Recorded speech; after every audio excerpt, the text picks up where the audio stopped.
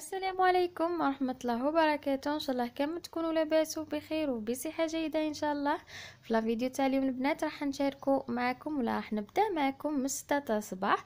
حبيت فقط هكا نوريلكم المنظر كيفاش راهو برا، لانه البارح في الليل طحت عندنا شويه تاع النوم، فيعني واحد الرائحه هكا مع الصباح، واحد النسمه الله يبارك ما عندي ما نقولكم.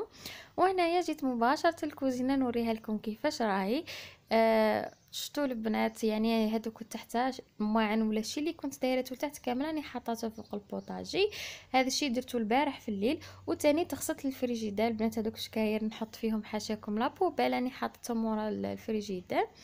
وثاني كما قلت لكم نظفت الفريجيدير البارح في الليل ورا الحشا، يعني والله غير سامحوني ما قدرتش نشارك معكم يعني ولا نصور معكم التنظيف تاعو، يعني موالفه يعني نشارك معكم تنظيفكم على بالكم واش ندير له. هكا البنات يعني غسلته مليح مليح، ومن بعد كي نعقمته بالخال وخرج ريحته يفحفح الله الله هكا باش كيجيو لي القضيه. نحط كل شيء لنظافه كيما راكم تشوفوا. ومن بعد جيت هنايا لي زيليمون ولا لي طاجين اللي درتهم في الكوزينه. بديت البنات كشغل باش ديجا البوطاجي راه عامر، باش ما نكثرش على روحي وكشغل نضيق الدنيا على روحي. واش درت؟ قعدت الجهه اللي كشغل نفرغ غير بالجهه، والجهه كل جهه يعني نحي لها الماء نتاعها حتى نغسلهم ونحط ونحطهم يقطروا عاد باش نروح نفرغ جهه واحده اخرى. وكملت هكا يعني حتى كملتهم كامل هادوك لي زيتاجر فرغتهم كامل وغسلت كامل الماء اللي فيهم. دوك تشوفوا معايا البنات هنا هادو البنات الماء نتاع البارح حتى العشاء كنت غسلتهم البارح، كانوا يتسقطروا هنايا من بعد نحيتهم وما رجعتهمش بلاصتهم، حطيت غير فوق البوطاجي لانه كيما على بالكم راح نفرغ كل شيء.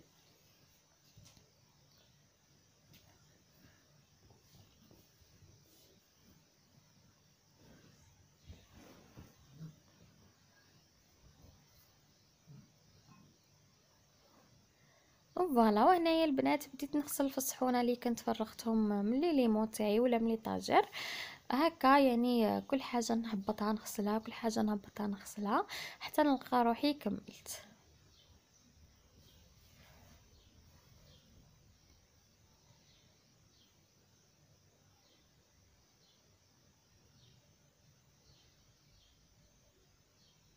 وانا بعد ما غسلتهم مليح مليح فوتهم هكا تحت العين وشللتهم تاني مليح مليح.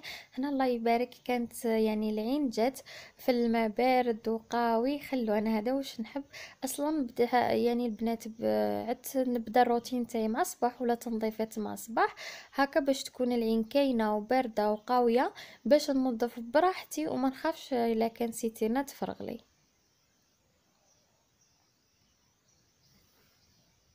وتانيت البنات كي ندير تنظيفات هكا مع صباح مع ساعة نبدا مع 5 كل خطره وكيفاش مرات مع 5:30 6:06:30 مهم ملحقهاش 7 هكا باش ما تجي تلحق 7:30 8 انا نكون كملت الشغل تاعي نكون وجدت الغداء تاعي ونحكم هكا بلاصتي انا وليدي ونقعدو يعني هكا نلقى روحي كامل النهار حتى العشيه وانا غير مرتاحه وكل شيء قاضيته.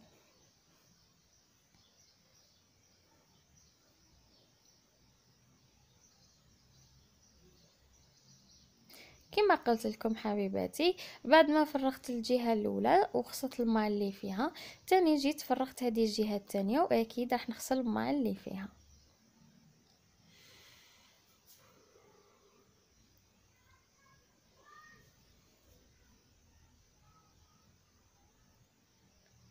هنا البنات ما راحش نشارك معكم يعني كامل الغسيل اللي راح نديرو باش يعني ما يجيش الفيديو طويل وما يتكررش يعني ما يتكررش الغسيل في الفيديو باش الفيديو ما يكونش كامل هو غسيل الماعن، يعني حاجه باينه نروينهم عادي ومن بعد نشللهم ونحطهم في هذيك السله تاعي باش يقطروا. وهنا البنات بعد ما كملت مع الماعن كامل جيت هنايا لي ليمون تاوعي غسلتهم مليح مليح لانه عندهم ما كانوا هازين. كيما شفتوا يعني اخر مره نظفت فيها يعني الكوزينه كانت قبل رمضان يعني وجدتها رمضان، فيعني الغبره ليدام هذوك نكون طيب كامل يطلعوا لي الفوق. راح نغسلهم مليح مليح ونمسحهم ونستناهم حتى ينشفوا ونشارك معكم واحد التدبيره اللي راح نديرها اللي راح تهنيني من الغسيل تاعهم.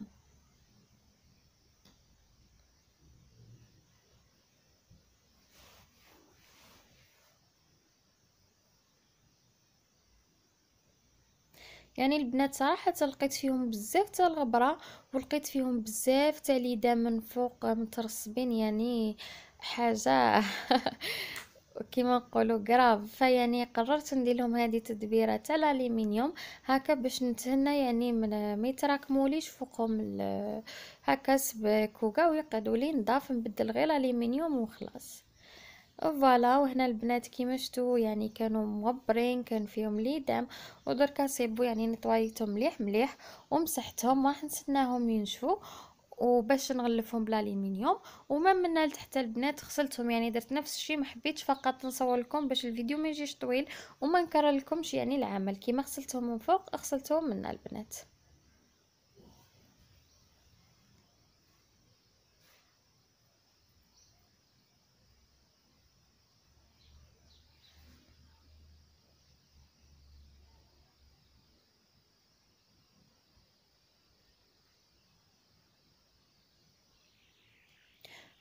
وهنا حبيباتي جبت الالومنيوم تاعي وبديت هذا يعني الورق تاع الالومنيوم، وبديت نغلف كل جهه وحدها، وقعدت ندخل فيها دوك الفراغات البنات باش ما يتنحاليش ويقعد فيكسي. دوك تشوفوا معايا في لا فيديو كيفاش فرشته من فوق.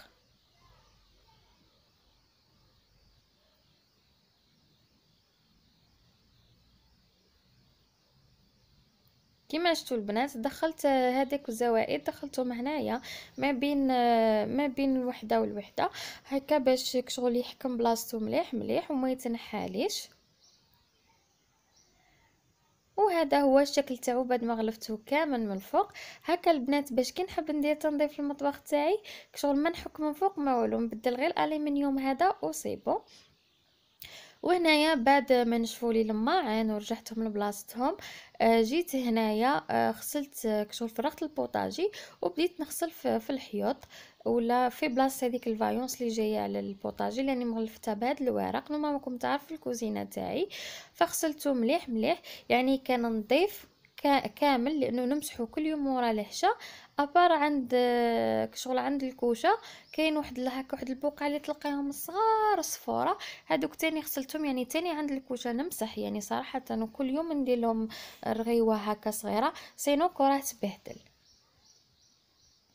حكيت مليح مليح ومن بعد مسحت كيما شفتوا. من بعد جيت هنا للرخامه حتى هي رغونتها ومسحتها مليح مليح بالشيفونه هكا باش نقدر نرجع فوقها الماعن ولا السله هذيك تاع الماعن ولما تاني لاني بعدتهم من تم ونغسل الجهه الثانيه اللي مجيت العين.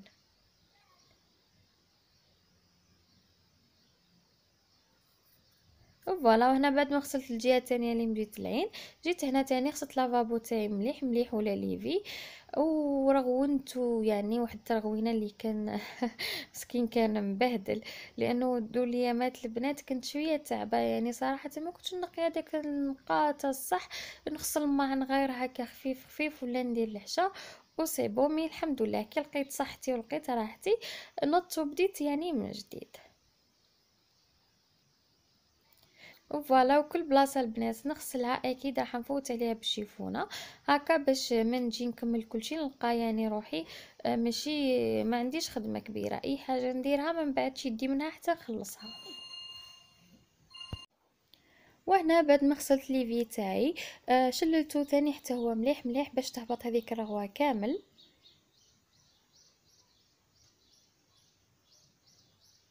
البنات نحب نشارك معكم هادو لي فيديو هكا باش يكونوا محفزين وكامل البنات شتكم بلي تحبوا هادو لي فيديو تاع التنظيف وتاع التحفيز على هذا نبارطاجيهم معكم بكثره.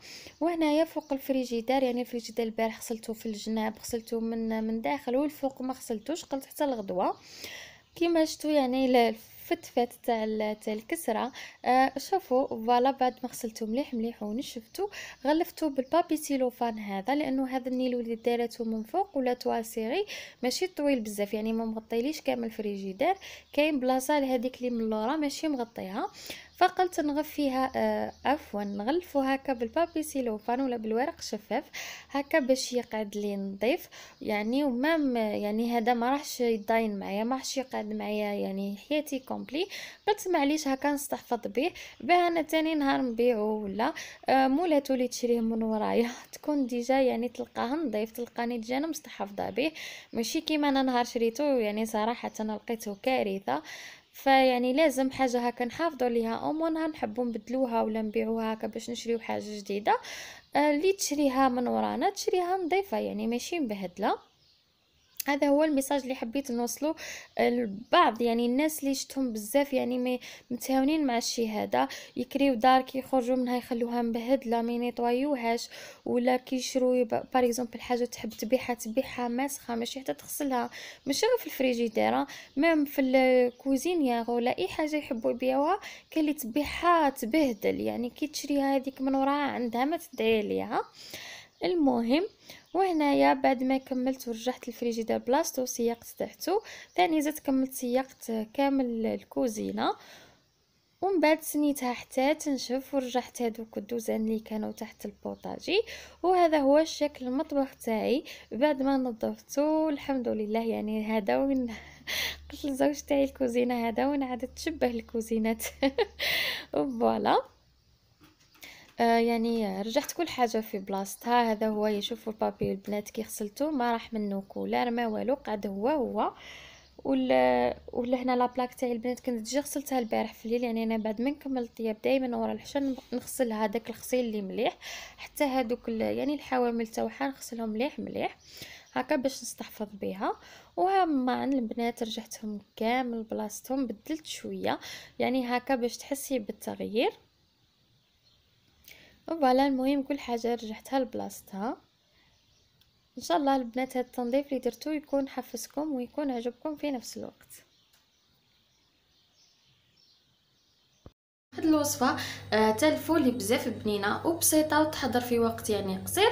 بالنسبه للفول حبيباتي يعني ديجا كنت شاركت معكم طريقه تاع كيفاش قطعته نهار درت المسفوف بالفول، وكيفاش فورته كيفاش غسلته يعني، ومن بعد حطيته في علب كما راكم تشوفوا حطيته في المجمد. يعني هنايا الفول تاعي راه مفور هكا للتوضيح فقط. اما بالنسبه يعني المكونات اللي يحتاجوها في الوصفه هذه هي بصل كما راكم تشوفوا مقطع حسب الحاجه، فلفل حار مقطع تاني حسب الحاجه يعني حسب الكميه تاع الفول اللي تكوني راح تطبخيها. ونحتاجو هنايا ثوم مبشور وزوج حبات تاع البيض، وهنا نحتاجو مغرف ولا ملعقه تاع طماطم مصبره. اما بالنسبه لي زيبيس فاحتاجو شويه تاع راس الحانوت، شويه تاع سكينجبير ولا زنجبيل، وشويه تاع فلفل كحل، شويه تاع فلفل عكري، والكمون حاجه باينه لانه الفلفل عفوا الفول اصلا يحتاج الكمون، وحاجه باينه الزيت باش نقليو، وثاني نحتاجو الملح باش نملحو الماكله تاعنا. يلا البنات تاكلوا معايا المقله وتشوفوا كيفاش راح نحضروا الوصفه تاع اليوم. ولنا حبيباتي كنت ديجا من قبل دايره الزيت في المقله تاعي سخن، ودرت عليه مباشره هنايا البصل تاعي اللي كنت قطعته، وراح نخليه يدبل شويه من بعد نكمل ولا نحط عليه مكون واحد اخر. ولهنا البنات بعد ما دبالي البصل غير شويه برك زدت ضفت عليه الفلفل الحار اللي كنت ثاني يعني قطعته، وراح نخليهم يتقلاو غير شويه مع بعضهم قسمي يطلقوا هذيك الرائحه باش نضيف عليهم الفول.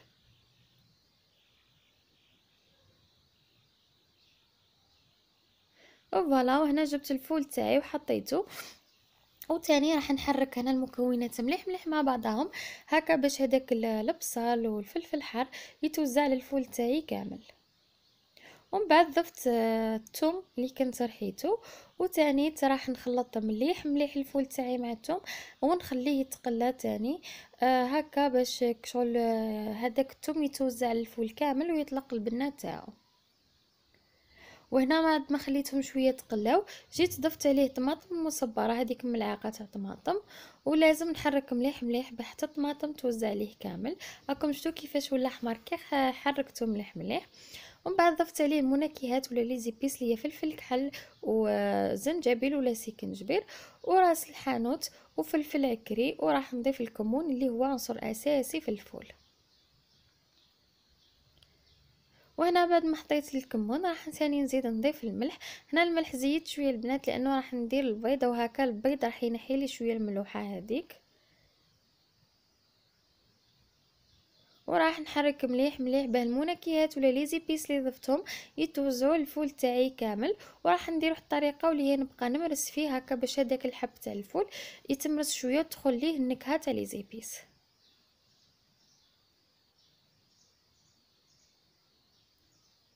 راح نخليه يتقلى مليح مليح ولا يتقلى شويه، ومن بعد يعني راح نضيف عليه البيض تاعي.